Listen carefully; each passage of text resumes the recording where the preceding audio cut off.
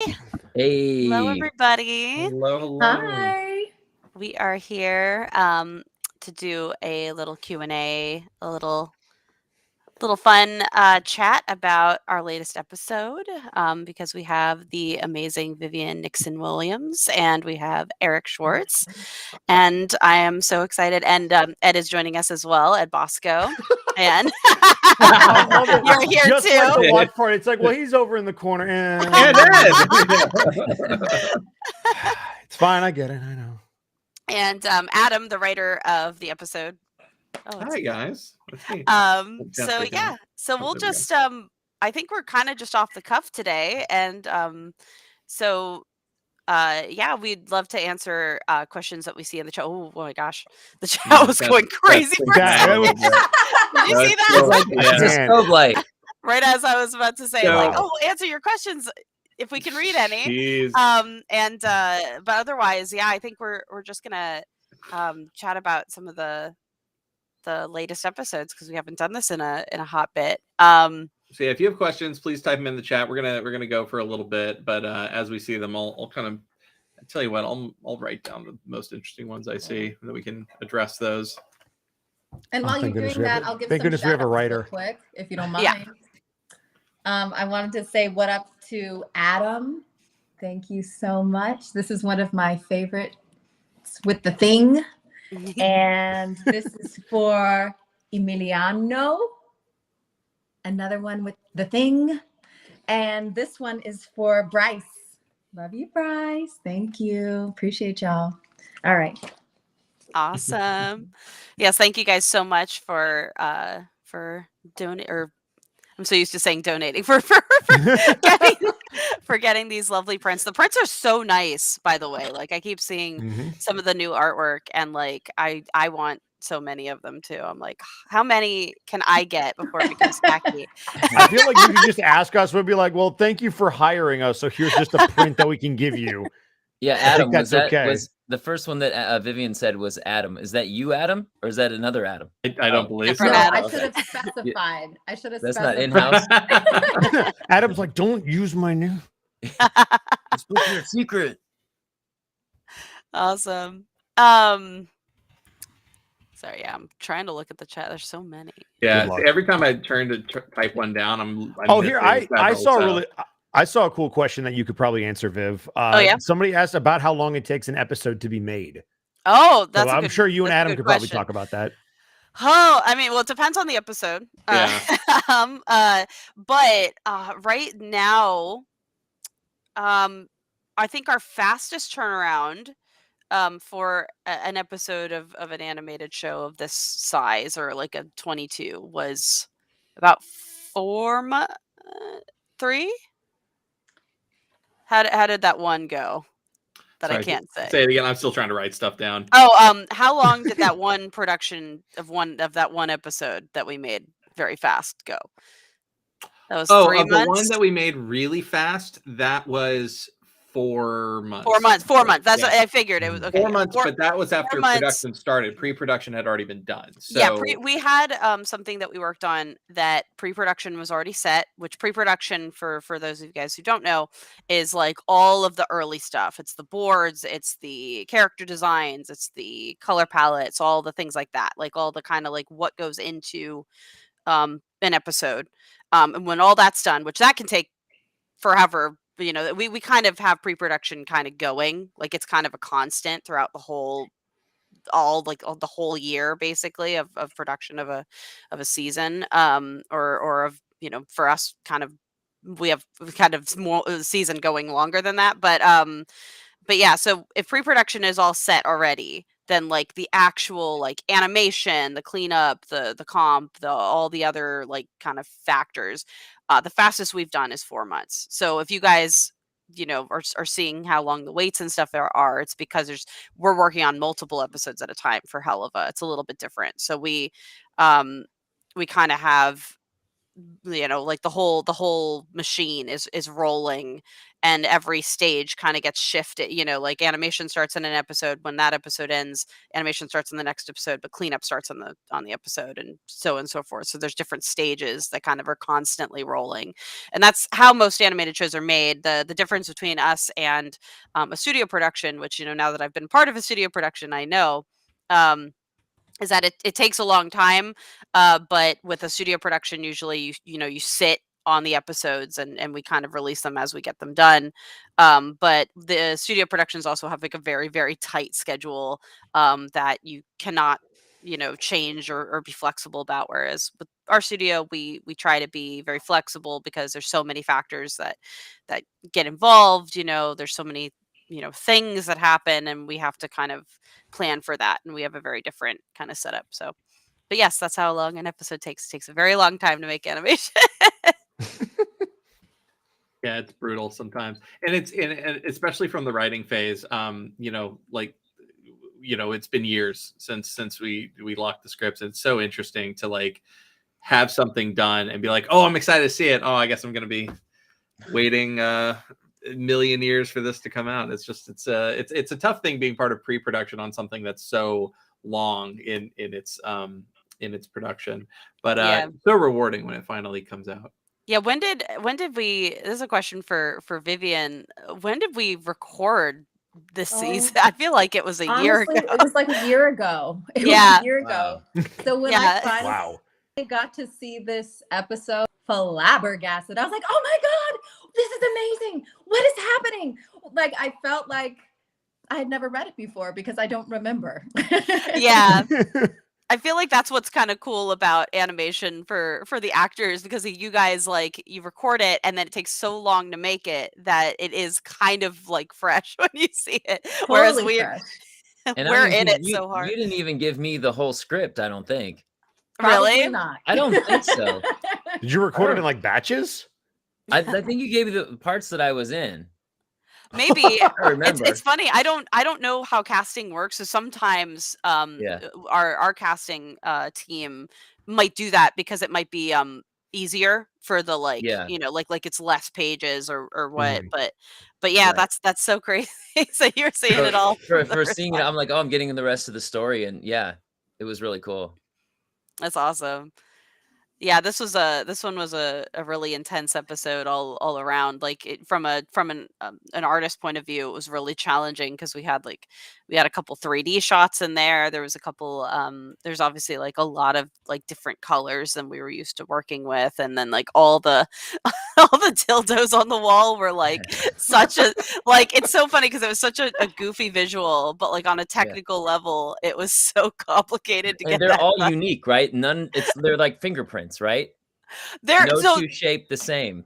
So that we did cheat. We did do a lot of them that were duplicated, but we changed the color, and that's how we made them like different. You know what? That's fair because you can get them in different colors. Yeah, but you would know.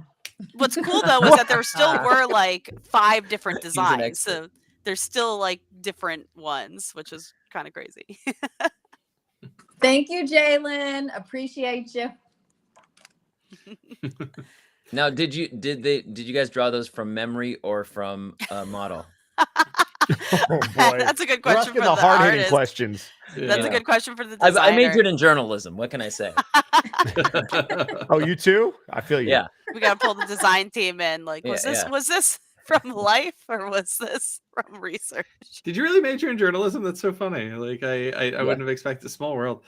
I did journalism for a long time before doing this, so or like video game journalism. So not real journalism. Not real. I would argue video game journalism is real. Come on now. Well, it was esports journalism. It wasn't even just video game journalism. I take it back. Yeah, exactly. Never mind. I take it back. Yeah, it was awful.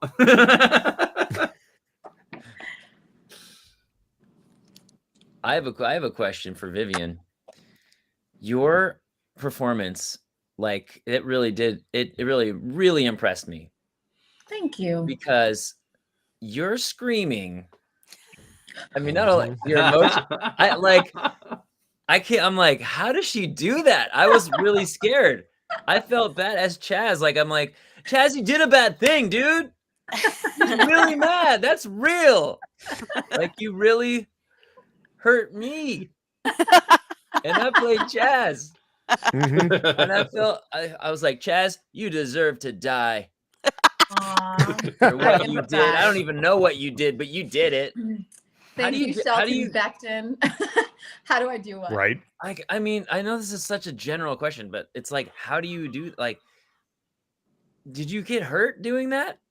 No. So here's the true story. The true story is season 1. After I went in and recorded my first, I guess it was like 6 or 8 I did in the first run. I literally thought I was gonna die after that session because I was so excited and I was so hyped and I just wanted to go for it. And like I was definitely hemorrhaging for like a week after that. Yeah. But then I was like, you're vocally trained. Why are you gonna do that to yourself? So I started placing everything, right? So just go into my mask and do what I have to do without resting on my chords is the trick. Because, you know, Viv is so kind and loving of Millie and she really champions her as a fighter. And so I have lots and lots of battle cries all the time and effort. So thank you so much, Viv. I'm so sorry. Thank you. I will echo that. It's so sincere. I believe it. I will echo that as an actor, I recorded with Vivzy, and because there's 2 Vivs here, so I don't want to, That's fine. with Vivzy Mhm. and Richard. You guys were the most encouraging, like made as an actor made me feel safe, and it made me feel like I could do whatever I wanted. I could take risks. And it was like, I have to compliment you because you made me better for sure. Like, you really, like, that's, I believed you. I was like, yeah, they really like what I'm doing. So I'm going to Yeah. I'm going to keep going. Yeah, So it's thanks. really, of course, like it's really cool to work with Richard because Richard reads with everybody, and so we get to kind of see the scene like play out in a Sure. way, in a form.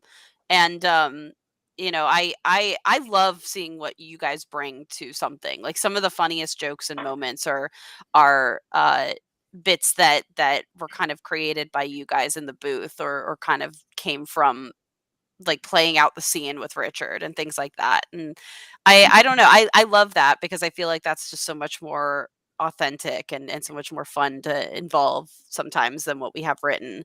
Um so we do that a lot. Like I think the really good example for you, Eric, is the one in the song where you're doing um the bit where he like almost he trips over his words Yeah, I in the know. song. I feel you feeling me, and I feel it. Saxophone. Hey. That's what That was words. That wasn't in the script. It was Sam Haft, the musical genius who wrote Chaz Time. He had that line actually made sense, and it was really intricate. And as I was performing it, I felt myself. I'm like, I am not gonna say it, but I'm gonna make it seem like something. And so I made it seem like Chaz is the bumbling fool with his lyrics. It was It just worked. in character. Yeah, it worked really well because that bit makes me laugh every time. Oh, cool. I Those are love it. those happy accents, the mistakes or gifts that you always hear about. Yeah, I love that. Somebody just said Chaz is pretty. Thank you. I did my eyelashes for this. Thank you. Oh, that might be in the animation. That's where they came from. Oh, okay. Because they filmed you, they're like, oh, we have to have his eyebrows. They're really well done. Yeah. So I don't have this. My eyebrows are on Chaz's head, I think. My eyelashes. Perfect. Shout out to Kiara or Kiara and to Lexi. Thanks, y'all. Viv was like stealth signing these. I don't even see you like looking down. Like It's my quiet moment. oh, fair enough. That's how you Smart.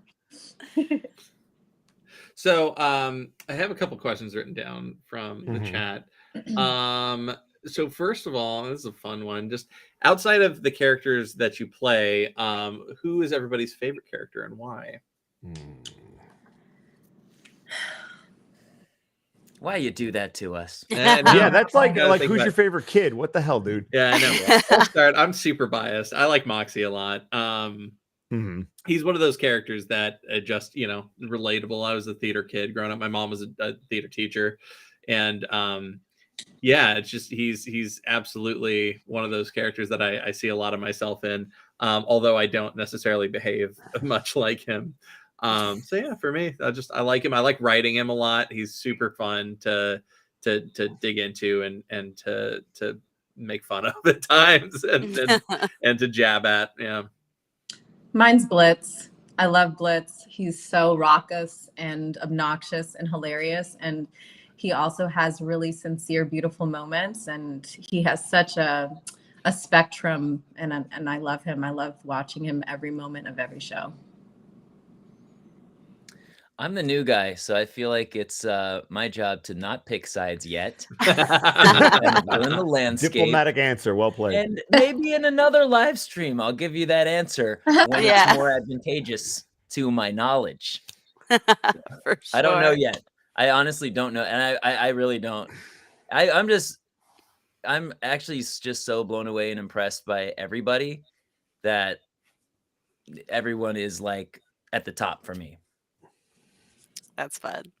I have like a top. I'm gonna cheat. I have like a top 5 because I don't know what order I would put all of them in. That's like the whole cast. Yeah. Well, all right. Shut Yo, up. top 5 So- MCs. Let's do it. That's what I'm saying. Like, how could you not like Blitz? Like, Blitz is like my spirit animal. Just the way he's like sarcastic. It doesn't give a fuck about anything. It's great. I really like Luna, especially after the episode that we watched with Luna, where we got a little bit more emotional context and saw her kind of care about her surrogate father, which was really cool. So that really endeared me to Luna. Plus, Lindbeck's awesome. And then I just really, really like Fizzarali and Osmodius. I think them as a duo and the way that they sound, because they're both impressive voices for equally different reasons. I'd love those two. Like they're great. You forgot Millie. Oh yeah. Which one's Millie again? Is that the one little that one? screams real good? Moxie Millie. That's right. That's right. Yeah. That She's one. in Okay, yeah, no, IMDb. they're really good. Yeah. Yeah. That's great. Viv, do you have one? I for me it really is choosing between my children. So it honestly kind of changes per episode, it's really fun. I'm obviously Vivian, you haven't come in yet for some of the stuff that we're doing with Millie in the next season, but there's some things that that I think I gave to Millie kind of more finitely because for everyone who doesn't know, like fun peek behind the window, we're moving on season 3. Like the writing right now is kind of gearing up, and we have like we've had the show mapped out, like the entire show mapped out, but we wait kind of more in the thick of things to actually script the episodes and actually like properly lock them in. And some of these like character details and stuff are things that we're like cementing now that, we're getting kind of further along in that next process. And some of the kind of things that I've given to Millie come more directly from like how I've dealt with hardships and things like that. So I've become endeared to Millie in a way that became very personal, and I'm very excited for you to see what's in store with that. But for me, I think I'm also very biased when it comes to like for me, I love writing drama and thinking about drama, and I love to cry. And any kind of opportunity I have to like try to make myself cry, I always try. And for that, usually it's characters like Stolas. Stolas has a lot of drama and a lot of pain and emotion, and I think he's a very complicated character, and he's a very complicated character to write because he's a very positive character, but he has so much that he's dealing with, and he's so sad, and but he has this very kind nature, but he's also very flawed. And I think for me it's how complicated he ended up being, which we didn't even I think it just so happened that way. Like he just became so multifaceted in all these different avenues of like, where he is in the the world, and then where he is in the story, and how he relates to Blitz, and how he relates to eventually relates to Moxie and Millie and the other characters in the core cast. And it's just very like, I think for me, I'm very biased when it comes to writing, because like writing Stolas is like the most challenging, because it feels like writing like a very like complicated person. Um, but yeah, I very much jump around to what I do, because I also really enjoy writing characters that have a little bit less pressure on them, like side characters, um Fizz and Ozzy are, I'm very biased to as well, because I love them as well. I love, I feel like the characters that I've gravitated to are the ones that like just have these very like secretly like complicated things going on, and it always depends on the episode that we're focusing on, because all of them do, to an extent. All the characters have something. Is there one? Is there one that is like the most personal to you? I don't know if you Oh answered man. She just said You Millie. just- You just said that. Millie is one of them. Millie Mhm. is one of them, especially like where she's going. And Okay. some of them, like I've given I think most creators, at least most that I know of, give a lot of themselves to the characters. For me, I have to, because that's how I can um really touch base with all of them, is if I give them something that comes from me. And so as far as characters I've given like a little bit more of like personal experience to, it's been Millie, it's been Octavia, and it's actually been Fizzaroli. And I think those are also why those are characters that I'm a little biased to, because all three of those characters have kind of real experiences from me. And then every other character has more of like traits and parts of me, but come from so many different places. Okay. Cool. So we got some Chaz questions. Yeah. More about Chaz.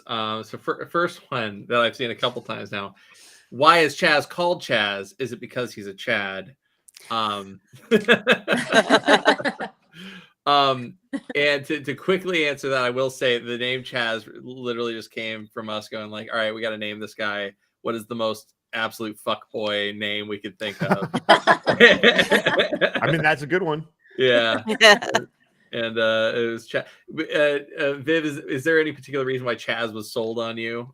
Because that's the other thing, is despite anything I come up with, it all has to be run by Viv and approved. So is there something about it that you were like, yeah, no, this is... No, I like the name Chaz. I feel like it was between like Chad and Chaz, and I was like, oh, definitely Chaz. I like that name. It sounds fun.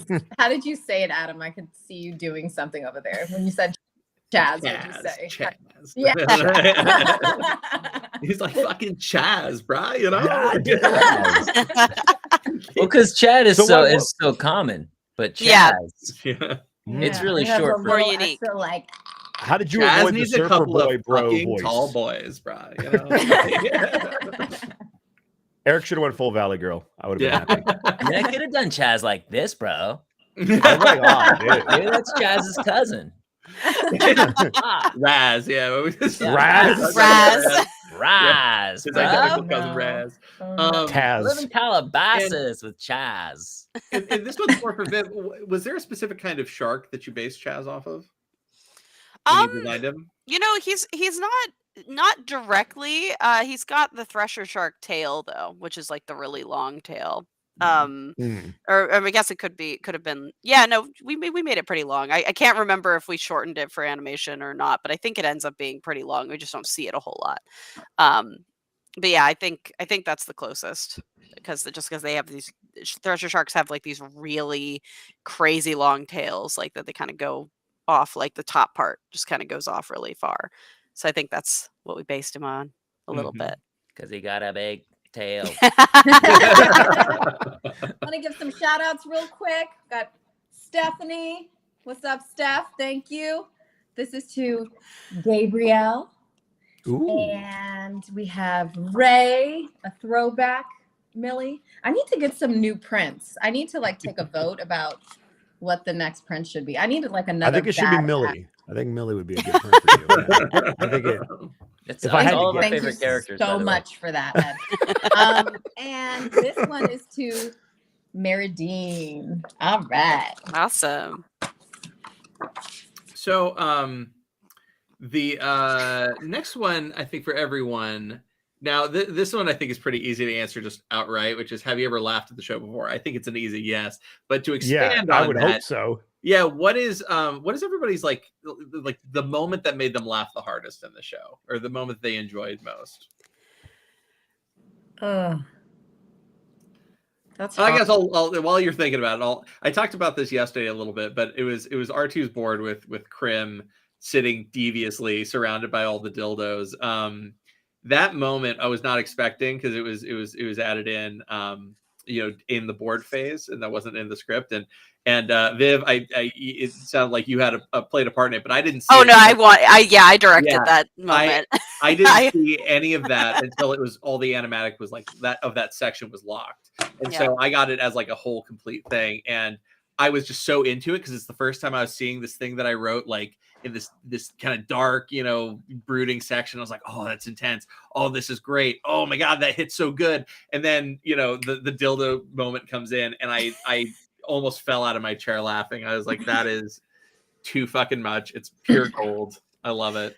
Yeah, that one, when I was reading through the script, I knew that moment had, because I was like, it's just the perfect opportunity to remind everybody that this ridiculous setting is happening, and I was very determined to have it. I was like, and R2 absolutely sold it, but just the making him look evil, like the most evil he could, just in that chair, but like I wanted like the most in frame of all of them. Like I wanted the most, like I wanted them coming from every direction. And I remember the complicated part of that was to kind of hide it so that reveal could kind of hit as hard as it could, because they still, are all over the walls, so we couldn't just like take them out. So we ended up making the scene darker in the sharp parts where, like, kind of post flashback, where Moxie's like, backing up against the wall. We had to like try to hide them and kind of make them not, like kind of make you try to forget that they were there, or at least not as, important, so that next cut could be like everything happening at once. And I love that joke is one of my favorites in the whole show as of right now as well. But I feel like there's, I have to think and see, because I don't want to steal a your lot of answer. Brandon's little like quirky deliveries that he does, where he does a very like almost like Always Sunny kind of stream of consciousness delivery sometimes. And some of the best little funny bits come out of that as well, and they always catch me off guard and make me laugh as well. I'm probably going to misquote the line, but one that I remember is the episode where Stryker shows up and they're in the bedroom, and Moxie just figured out, oh, you're trying to kill Stolas. And he's got Blitz pinned against the wall, and he goes, oh, you daddy fucker. And I don't know why that made me laugh so hard. I was just like, what do you say? What? But it was perfect. I was like, that's absolutely something he would say. And I don't know if that was in the script or if he ad-libbed that, but it was that great. one was Like, in the script, actually. It was but he perfect. did a good job. That was such a good one. Yeah. Yeah, this is a hard one for me too. Luna kills me. All she has to say is "fuck" one good time, and I'm on the floor. Let's just be honest about that one. So, yeah. But I'm with you, Adam. Just Brandon and his stream of consciousness is in every single episode. I also can't pick. I mean, I think I'm still the new guy, so I think I probably would only be able to talk about the episode I was in, which there's so many great moments in it. I love your raging Vivian is like hilariously awesome. When Blitz, I don't know why he says this. It's not like I don't know if it's supposed to be a laugh, but just the way he says it when he goes, "That's rich." That's like rich. I just love how he says it. And the dildos for sure, like the callback, and then how it breaks the tension of the dramatic scene is perfect. And if I'm gonna give myself credit for anything, it would be I got a big dick. I had forgotten. That line read is so good. I forgot that I said it because it's been so long since I recorded it, and I actually laughed. So if I can ever make myself laugh, then I'm like, okay, I give myself a little credit. But Yeah. it's like you guys put it all together, and it just was. I love the whole thing. It turned out great. There's a lot more. Yeah, Shout out to Alex and Josh, the twinsy vibes. Mhm. Josh Nice. Alvey. Awesome. Yeah, I think this episode had some of the biggest laughs for me. But I feel like I'm so mired in the latest one because I have a hard I've watched through the show so many times that like especially while making an episode that I don't go back and watch them. I'm really excited to though. Like I think once season 2 finishes, I want to go back and like myself go and watch the show because it's been so long that I won't because I do kind of forget things sometimes. Like every so often I'll see a clip or a thing go around from a past episode and I kind of sit there and I'm like, oh yeah, we made that one. Yeah. It's so good. That's awesome. Viv, this is more for you. What was the most challenging and longest or longest episode to make? 8. Sorry. one was that? Okay, I feel like of the released ones. Of the released ones. Oh, Yeah, 8 wins that by a country mile. But yeah, you guys will see it eventually. Man, on a technical level, this latest one was pretty tough. yeah. But I feel like it ultimately turned out really solid. Like, obviously, like it wasn't like a met. It was like it was in a hectic time that it went into production because 2 and this episode 2 and 3 were right in the like caught in the middle of when Has-Been's production started. So that's how you guys know how long we've been working on all this. So it was a really complicated time to figure out at our studio because obviously like there was a lot of split teams and there was a lot of my time was taken away for the first time on a very complicated production and so this year we definitely had to figure out how to make everything and we've definitely figured out our process. So you guys will be getting episodes much more frequently. We are obviously like we have a batch that we're trying to get out but up till the summer and we're really excited about that because it's a really nice little batch of episodes, but then after that I think obviously nothing's set in stone, but I think we're hoping to kind of do the traditional route of building up a batch of episodes so that we can safely release them more timely for you guys, but we can also make them. We're making really good time on everything. The studio's in a really good place, so excited for that. Yeah, definitely from an animation standpoint, like things are running smoother right now than they've ever run before. So I have a lot of high hopes for the future. But I feel like as far as the answer, like every episode kind of has its own challenges. Like some episodes are really simple in terms of like the character animation and they're goofy and so we can have a lot of fun with them, but some episodes have a lot of effects and action and action and effects are already like more complicated.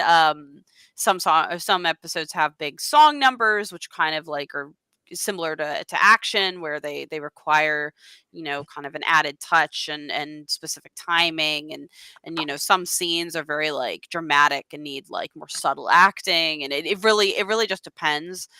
So most episodes kind of have a mix of both where there's a lot of zany, a little bit of action and a song, and the song and the drama are very similar in terms of how complicated they can be, so. Shout out to Seth. Shout out to Caleb. I feel so obnoxious. I should not be signed. No, right you now. good. No, you're fine. You're doing No, you're fine. We're the ones off script here. Like, But yeah, You the showed up ready to songs go. certainly make things complicated, and there's episodes coming up that have additional music in it that just add to the complexity. So really exciting, and the finished product always looks amazing, but definitely makes it more of a challenge to get across that finish line for sure. So with music, I mean, I love the musical element of it. What did you set out when you wrote it? You're like, did you think you wanted to make it very musical like that? What was the inspiration for putting music into it? Oh, it's absolutely. So I'm a musical fanatic. I adore musical theater. It's like my favorite thing, basically. And I most of almost every single project I make is a musical. It's actually more challenging for me to think of something that doesn't have a musical element in any way. What makes Helluva a little bit different is that because it's in the shared universe with my other series, Has Been Hotel. Has Been Hotel is a very like classic Broadway style musical where like the characters just burst into song, and it's very it's kind of meant to be that. And so when I was creating Hell of a Boss, I wanted Helluva to really have its own identity. And that I also wanted to be in the music side of it. So it's a diegetic musical where it has the music more in the universe, or at least there's an excuse for it in the universe. And we obviously find ways for there to be songs in a lot of different creative ways, like a lot of it's through performances on stage the characters are doing, or it's a little bit more of like a joke, or it's a fantasy sequence, or we find kind of these ways. Though with how amazing our cast is, and how much I want everybody to sing more, I think we're leaning towards it becoming a more non-diegetic musical as we go on. Obviously, don't want to like fully break the rule because we've kind of already done it this way for so long, but everyone in the cast is so incredibly talented when it comes to singing. Like Vivian, I love, like, you have an incredible voice, but Millie is definitely one of those characters that like doesn't normally, I don't think It she doesn't would make normally sense. sing. But we're trying to find more excuses for that because you have such an amazing voice. And I know we Thank have one you. coming up that we got to mention in the last stream yesterday, but is a more goofy song where you're doing kind of a goofy voice, and I'm excited for that one. I'm very excited to see this. Yeah, that one's super fun. It was so much fun to record. Yeah. So I'm really excited for that. But yeah, I want to do more of those kinds of things. And so I think as the show goes on, and I think as it finally, like kind of reaches its where we want it to go, we might find more excuses for the characters to just kind of sing. But it is a very special thing, I think, in Hell of a Boss. I think singing it kind of comes, so there's a lot of characters that are performers specifically, like Fizzaroli's a performer. I think Stolas obviously has this like kind of quirk that when he's really emotional, he kind of is the one that just bursts into song. But I feel like it's kind of funny if it's something that's actually in the world, that he just bursts into song, and people are like, what are you doing? But and then Moxie's kind of like that too, where Moxie is a musician that he's constantly trying. So I feel like him pulling Millie into duets is a pretty common thing as well.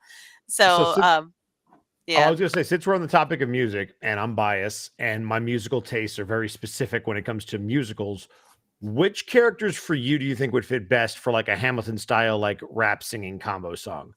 Oh From man. Helluva. From Helluva, man. Oh, it's so, I don't know. Vivian's over here like, Vivian has a Millie. Millie got bars. Millie then, hell yeah. Millie got bars. I mean, Yeah. I'm also right here. I mean, the bouncer could do it. It's fine. I don't mind. I'll do it. Chaz would be good for that. as the new, we'll talk. Yeah. So this is happening, Sounds like right? everybody These wants are the it, yeah. three. This is it. Okay, We gotta have a Hamilton style episode. Yeah. It has to be Richard. If Richard doesn't Please. get to do it, he's gonna. Oh yeah! Oh my God! Yeah, Yeah, right? Richard too. Yeah, I So I feel guess like what I'm Fizz- hearing is Fizz that would be really everybody fun, has. too. Yeah, I Yes. think what I'm hearing is that we have to The do Hamilton a musical episode. It's what I do. Yeah, an This Hamilton is- episode. That would be amazing. That actually would I don't have be a lot really of tricks fun. in the bag, but that's one of them. I love Let's the do idea. Wait a minute, of- Edward, you of rap? Alex doing that, just like Mhm. Edward, you "I'm rap? not the bastard. Yes, I do. orphan." Do we all rap? I think so. No, I actually don't rap. I know I don't believe that. I don't believe that. The way you sing, you could rap easily. That'd be easy for you. Yeah, I can This have is my rhythmic husband talking. coach me. He's really good. There you go. You haven't But I heard can do some my, shout outs. I can do some shout outs. Do some shout outs. Yeah. Dylan. Hey. Okay. No Leah. Okay. Yeah. We got a no name. We got a no That's to name. eBay. The hype That's is called to real. eBay. All right. Dude, the What was hype that woman one? energy is so Oh real. my god. Amazing. That came from the diaphragm. Do you hear that support? She knows how to use her vocals. Mhm. Oh man. No name in the building. I have to shout this out from the chat. Just someone just says Chaz is dead. Chat. Spoilers. Hey, Just right. just like how You're definitive dead. they said that. Yeah, no, he's Whoa. not dead. He's right here. Yeah. Boom. His voice is still around. Now, here's the question: with how much of a snob that Moxie is, do you think he'd be like kind of pissy about Hamilton? He's like, this isn't like Phantom of I the think Opera. you know Like, what I think because Richard loves Hamilton so much, I think it would be very funny if Moxie just Hates did it. not Didn't like it it. at all. I love it. I would love it if Moxie, because I do think Moxie is one of those musical theater nerds that's very like, oh, it's not the classics from the It's a- 80s. it's not Oklahoma, like This not isn't Oklahoma. Annie. This isn't Andrew Lloyd Webber. Because I did so I not to like disparage any musical theater people, though then again I don't know who this would disparage, but I don't particularly like Andrew Lloyd Webber.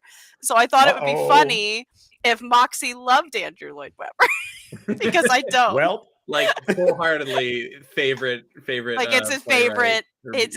It's like the person he would die for. He's like, he can do no wrong. Bad Cinderella is a really good show. I think. I'm sure it's all the perfect. things you would never say. Yeah. Oh my god, But Oh, boy. love it. Let's see. Here's an interesting one that you've partially answered before. Are there any other deities or from other like mythologies and stuff that exist within your mythos? so right now, I love the way I kind of like seeing worlds is that there's no current kind of one like kind of mythos that is like the right, like the perfect, the whatever in this world. I love involving things from whatever, as long as it can be obviously like tasteful and respectful. So there's definitely a lot of exploring from lots of different kind of like in demonology of all kinds. Like there's, because demonology exists in like so many different in faiths and religions and mythoses, and so it's really cool to like learn about, but it's always like something that I want to make sure fits, or that we can do in a creative, respectful way. So with Helluva and Has Been, they're mostly pulled from like very like kind of Old Testament kind of things, and these old like demonology, like the Darjaguisha is like a very specific demonology kind of text that kind of exists in its own, like there's a kind of their own canons that they've created, and we also pull from like things like Dante's Inferno that are very like kind of spun off of kind of biblical Christian things. myth, Yeah, so it kind of comes from all over. We've got some like kind of um there's even some things from like Mormonism and things like that we've kind of like thrown in there, like that if you know, like and but it's that's the way it is. It's like it's very like I wanted to tell my own story, so it's very much a thing where like if something's recognizable from something that exists, that's it. That's kind of where it ends. It's not meant to be a statement on anything. It's not meant to be like specific to anything. Yeah, that's kind of how which it is works. also, I think, important to note that it doesn't have to follow the rules of the source material, which should go without saying for an adaptation of anything. But just it's one of the, I've seen a lot of assumptions about characters based off of like the source of that mythology, and it's like it doesn't necessarily have to follow those rules. That's It's kind of the fun of playing with it. If you want to just have that mythology, go read that stuff. But like, Yeah. Well, it's funny. I know the one that I think I've seen the most like comment on is like things like Lucifer, because Lucifer is it in a lot of there's so many different like interpretations of like the devil and Satan and stuff. And fun fact for people who don't know, but in some texts, Lucifer and Satan are not the same character in lore. And so in Has Been, that is the case. So Satan is actually the sin of wrath. That's why a lot of the imp characters will go, oh, thank Satan, or oh, Satan, or whatever. It's because he's kind of the deity that represents them. Lucifer is a completely different character, and he represents pride. And Lucifer is pulled more from like sort of the biblical descriptions, which is that he was this gorgeous angel that disobeyed and things like that. So he's meant to be this very porcelain, like kind of prettier looking, like kind of I think that's why he kind of leans into the the very like lean like sexy man that I apparently draw a lot, which I do. So he leans into that. But you've also you talked about even going outside of strictly religious stuff too, and going more into other kind of mythoses, which I think is really exciting to eventually look at. We have some Lovecraftian stuff that I'd love to explore, which obviously is like kind of its own otherworldly, like anything otherworldly, any mythos about like the underworld or like how like in demonology basically, which again exists in so many different forms, so it's very fun to explore. I'm going to do a couple more shout outs and then I'm going to put these down for today. I'm going to say thank you, Zombie 3X Sway. That's the handle, I'm guessing. That's the name. Judah. Judah. Why'd you say it? You said it like Luda. This is for Justin. Thank you, Justin. Appreciate you. And Jackson got that thing. All right. Awesome. Jumping back to only somebody mentioned it in chat. There was like a slight nod to Lovecraftian stuff too in 202 with Stolas's little bedtime story. Stolas's story. So yeah, I'll leave that there. If you're interested, you can go look up the name that's in that story. But it's a little nod, and it's fun. It's fun stuff to play with. It's all this comes from the various media that talks about the afterlife and stuff is all obviously rooted in human emotion and anxiety and fears, and that's kind of universal regardless of what mythos you're talking about. And so it's fun to kind of explore those embodiments like through a different lens and a more holistic lens. So for sure. Yeah. Let's see. Yeah, I saw this a couple times too. Level Up Expo. We had a great time there. They want to know if we'll be coming back at all. I don't know that that's a for sure thing, but we did love our time there, right? We loved it. Or I can't speak for everybody, I figure, but I loved it. That was amazing. It was amazing to have everybody there from the main cast in person and everything like that. And I mean, obviously, I don't know if we'll be back because that's up to the con, but I think they liked having us. So hopefully. That would be the hope. That would be the hope. It was so much fun. That was certainly the biggest and most interesting con I had ever been to. And we didn't get to see too much of it since we were behind the signing tables all day. But when we did, I mean, it was really cool setup. So I'd definitely love to go back, even if as just an attendee. Yeah. So. And I just have to say it was my first time going to a con, and I was wildly impressed by the cosplay. I mean, they asked me to make a costume for my daughter for her picture, and I'm shoot me now.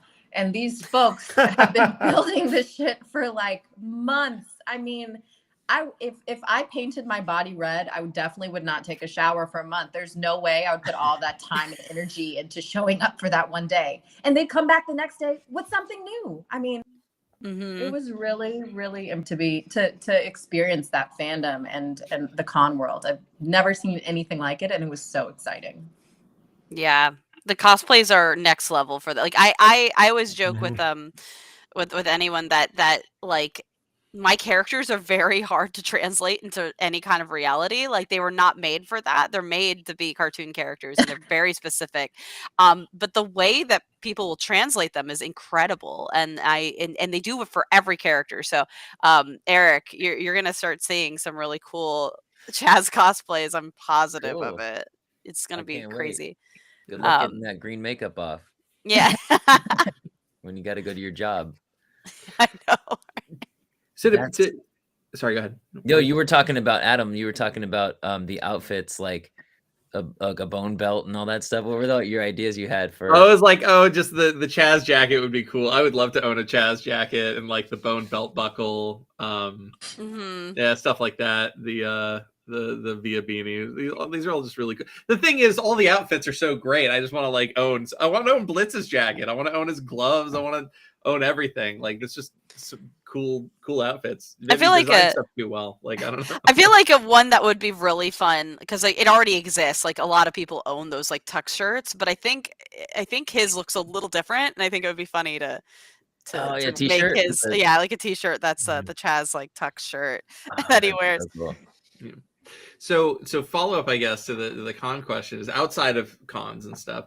What have your interactions with the fan base been like so far? And Eric, I know you've been with this too long, but I know that people have gone crazy for Chaz. So I'm curious, even in your short time, what your experience has been.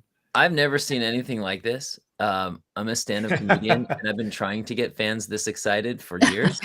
And then in like a week, I'm like, what?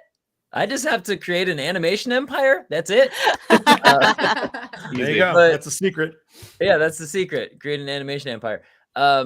Like these people in the chat, these people on Twitter, on YouTube, these are the people you want. And you've made that, like, I don't even feel like Chaz is them, or like these characters, they see something in these characters that is them. They identify with it, and to a level of it gives them, I don't want to say insanity, because it makes them feel sane. It makes them feel understood. So, I mean, that's you guys. And I give it up for that. I'm just gonna say when HBO eventually comes to you for your like half-hour special, if you don't call it Casual Friday, I'm gonna be very Casual disappointed. Friday. Casual Friday. Hey, well, I do have a 1 hour special. This is before I became Chaz, but I think Well, there you from now go. on, Well, so now the next I mean, one. your Gotta fandom is push it. so powerful. I might have to just change my identity. Boom. You were mentioning maybe doing like a live song, like the song of Chaz time. I'm like And that. since I told you that, so I've exciting. had these other ideas that I don't know if I want to say them on now, but it just, yeah, like I perform live, and in my stand-up, I do a different kind of stand-up that incorporates music, that's why I'm so like entertained by what you just said about like you using music. And I'm different that way, where I kind of do like a musical in a stand-up show. That's awesome. Yeah. And I had a podcast that I haven't finished, where it's the same thing. I interview people, and then I use the interview as inspiration for songs. Oh, that's fun. I was calling it Podcast the Musical, and then I it's not searchable at all. So I have to check. There's so a million podcasts and million musicals. Anyway, I have this idea. I'm going to talk to you about it later. Yeah. Tell me about it. I'm so excited. Later. But yes, performing live music is my wheelhouse. I would love to do that. I would love to be, Chaz Timon on stage. Mm-hmm. Mm-hmm. That's awesome. Yeah, I'll just say about in terms of the fan base, they are ravenous is probably the best compliment I can pay. They are just for all intents and purposes, they are all over every little detail that we do or every event that we do, and they're always showing up in droves. And like you mentioned, the cosplay, like just the effort it takes to take some of these characters and bring them to life in real life, like it's insane. And it's so crazy that Helluva, because I've seen it from multiple perspectives, having been on a bunch of stuff with you, Viv. But for this show in particular, I've never seen background characters like get brought to life. Like I've seen, like I have a print that's just a bunch of characters that I played maybe in 1 or 2 episodes, and they're like, "No, dude, you got to do the thing." Like I played Millie's dad for 1 episode. They're like, "Oh, that was so cool." Blah blah blah. And I'm like, 1 episode, one. I show up, and then they're crazy about it. No, it's cool. That's something that I love, because I do love, you know, like it's funny because I'm only now getting into The Simpsons, but one influence that I've always had is Futurama, because I've always loved that no matter how one-off a character can be, you know, you kind of remember them and they become really like iconic, even if they don't really have a name. And that's kind of how I want to treat my worlds, is that I like even little incidental characters like having names and maybe recurring, and that's kind of how we get characters like Wally, who like I just loved, like this like goofy little like I say like goofy character, and I liked the idea that he keeps coming back in like different jobs and stuff and things like that, or like the bouncer. Like I've joked to Adam that like obviously we can't really do an episode in the main series about it, but if we ever explored more of the world, Ozzy's like club is such a fun setting that I'm like, that could even be like a fun workplace like comedy where like the bouncer is a character, and like, you know, like there's things like that. Like I feel like there's so much opportunity for characters outside of the main cast to be like, I don't know, there's just so much. I love creating characters that feel like they could be the main character of their own thing.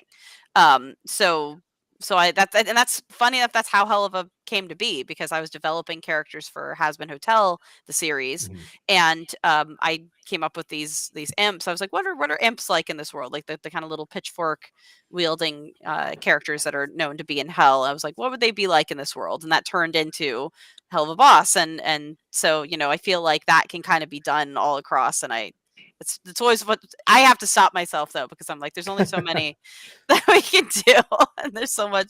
I want to focus on getting Helluva Boss finished, but there's so many opportunities for expansion and stuff in this world, and that goes for Has Been too. There's, you know, like that world can be expanded as well. So it's so fun.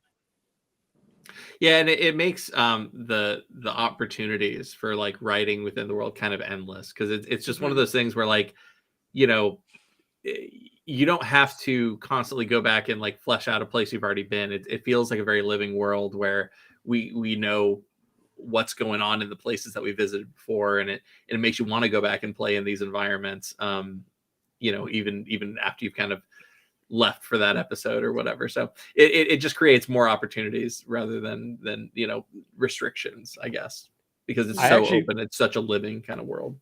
When you said that, Viv, it made me think of a question. But Vivian, did you want to say anything about the fans or your experience with them, whether it's at a convention or just online with the prints and everything? Vivian Nixon? Yeah. Oh, I thought I did. Yes, I have had the most remarkable time working with, getting to know these fans. I've spent so much of my time on stage or in front of a camera or in a studio without interaction with the people that consume what I do for a living. And it has been inspiring and humbling to get to see people's faces and shake their hands and just to tap into the universe of anime and cons. It's been wonderful, and I love the fans. And I just want to say thank you so much for supporting what we do and for allowing us to do what we love all the time. It is the gift of a lifetime. So Adam, I don't want to step on your toes, but Viv, your response made me think of something. Have you ever designed a character for, let's say it's Has Been or one of your other shows, or for Helluva Boss, and gone, you know, this doesn't really fit in this show, but I can yoink them out and put them in this other show? Have you ever cross-pollinated like that in that regard? All the time. Yeah. Literally how every show has come to be has been that. Like, because because when I first, like, my first ever project was this project called Zoophobia, which was like my childhood, like that one's like my childhood project that I was working on since I was in like middle school, like elementary, even like to college. And I had it as a web comic, and it was my first ever thing I'd ever made, and I thought that was going to be my big thing. Like I was like, this is, and it, because of that, it had everything. It was a mess.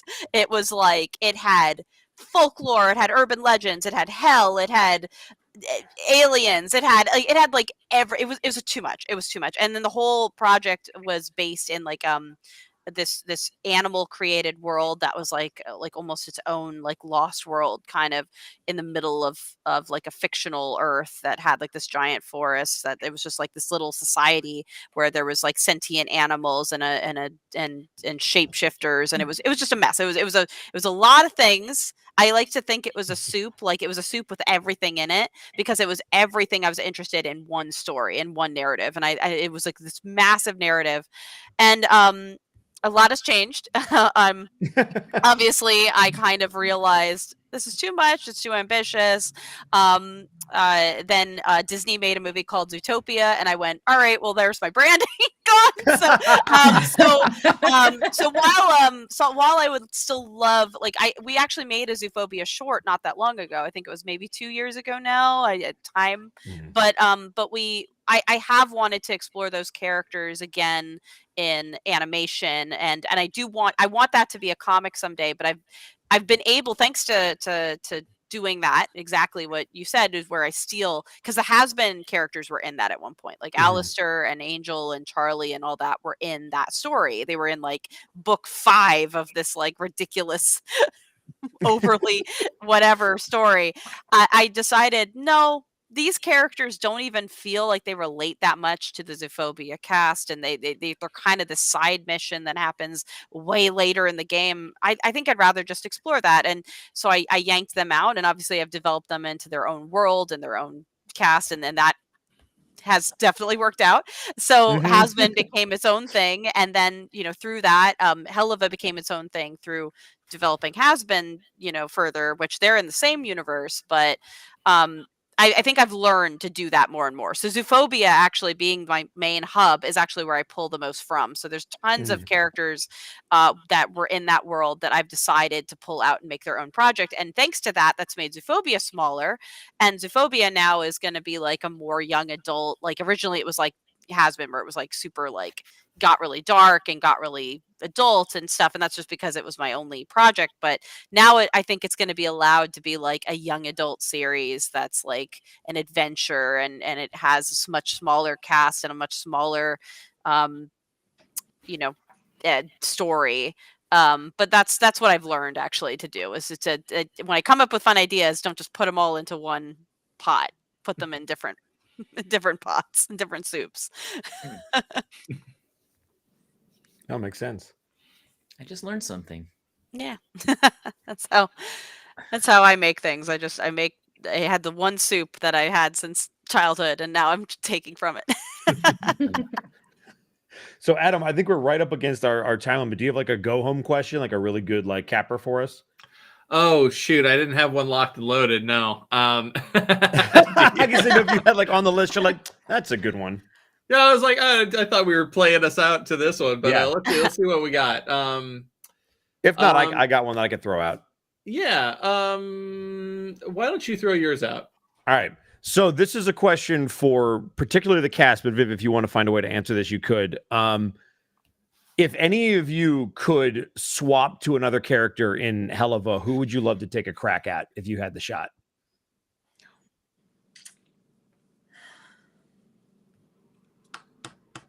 And this is the hard-hitting question. I love it. Yeah.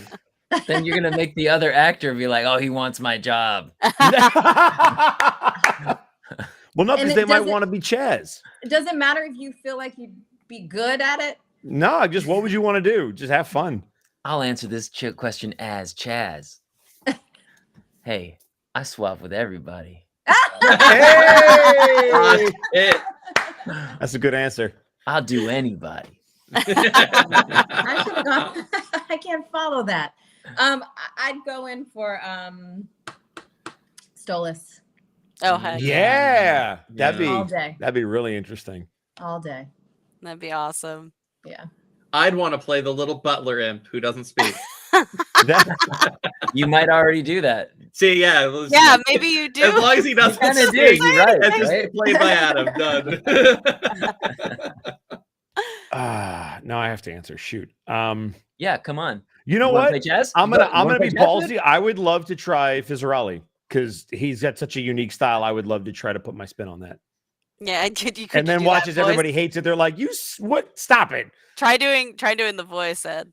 I want to hear it. I mean, I could probably put a lot of gravel in my voice, Oh, but God. it would work. Okay. Fried after 10 minutes. I'll work on it. We'll figure it out. Pretty good. That's awesome. And you actually do play characters, so who else would you want to play? Oh man. Yeah. Oh, God. That's Yeah. right. Or Yeah, here's the a better show. question. If you could yank somebody from one universe to the other, or maybe it's like a Helluva boss and drop them somewhere else, who would you yank and switch?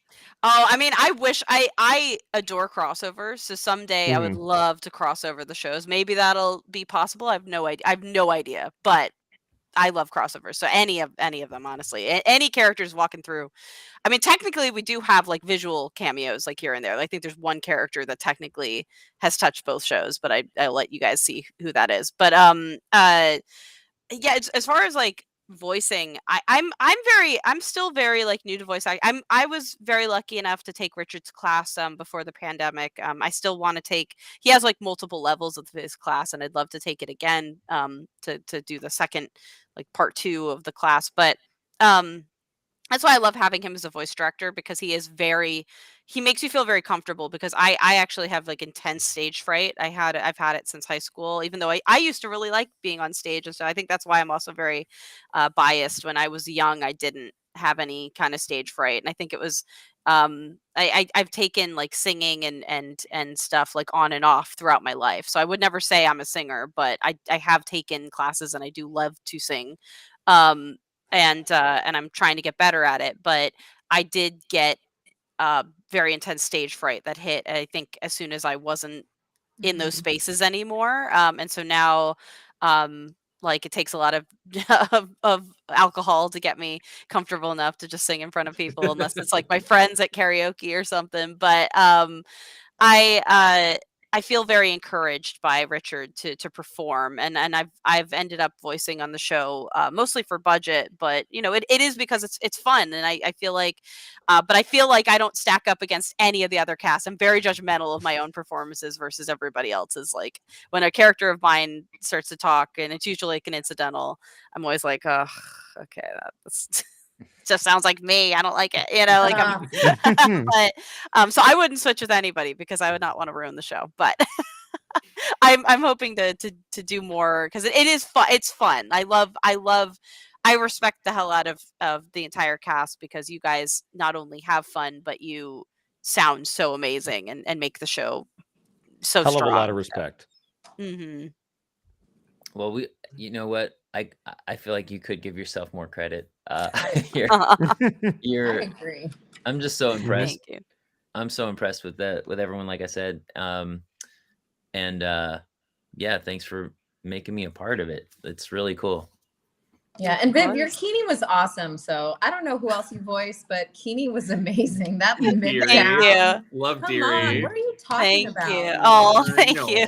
But do you know what the truth is? I think we're all our own worst critics. And Mhm. I don't know if you guys feel like this, but I think my work is shit sometimes too. So Amen. Absolutely. welcome to the club. You're actually amazing. And so you should pick to keep the inspiration going for all those actors out there who beat themselves up all the time. Yes. Oh, thank you. So you should pick. Oh, okay, I should pick. Okay. You should absolutely pick. Who? All right. So who would be really fun? Man, I guess Via would be fun. Via would be a fun character. Hey, I okay. feel. Okay. She's kind of a moody teenager.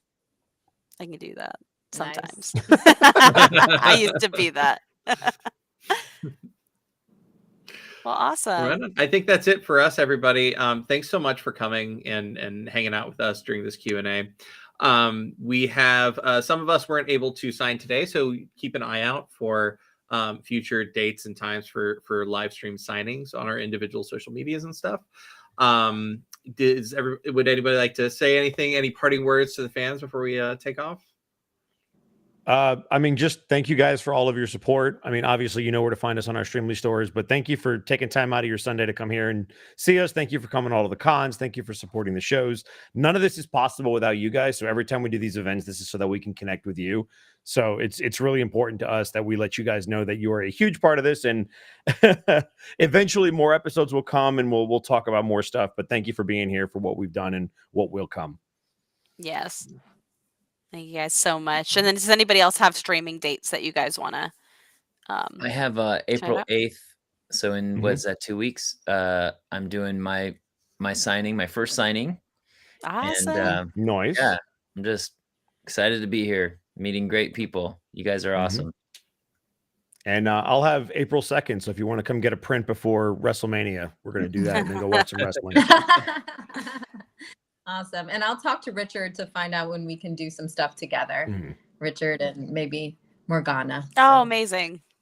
yeah. Love that. But thank you guys so much. And I'm so excited to meet some more of our cast members. It's always a pleasure Mhm. to meet the actors behind the voices, behind the storytelling. So it's been cool.